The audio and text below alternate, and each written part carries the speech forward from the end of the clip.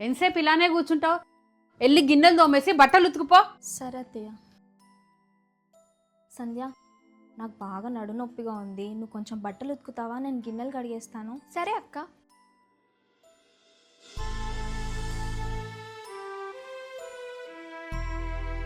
సంధ్య, బట్టలు ఉతకమన్నాను కదా. ఉతుకుదామనే లోపే అత్తమ్మ పిలిచిందక్క. గిన్నెలు కడగడం అయిపోయింది కదా, నువ్వే ఉతుకు వెళ్ళి. నాకు బాగా నడునొప్పిగా ఉంది సంధ్య. ఈ చిన్న చిన్న పనులకు బాగానే నొస్తుంది నడుము నీకు. ఈ పిల్లకి అట్లాంటి పనులేం రావు, చాలా గారాబంగా పెరిగింది. పోయి నువ్వే చేయిపో.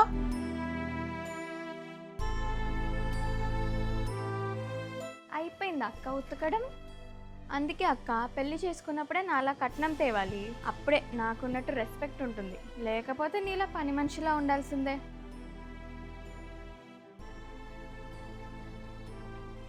చాలా బాగుందమ్మా సుజీ. థ్యాంక్స్ మావయ్య. నువ్వెప్పుడు వంటలు చేస్తావు సంధ్య? ఈ పని చేయాల్సిన కర్మ నాకేంటి మామయ్య? వంట చేయడం, గిన్నెలు కడగడం, బట్టలు ఉతకడం ఇవన్నీ కూలి పనులు కాదమ్మా. ఒక ఆడపిల్ల తన ఇంటిని ఆనందంగా ఆరోగ్యంగా తీసుకునే బాధ్యత.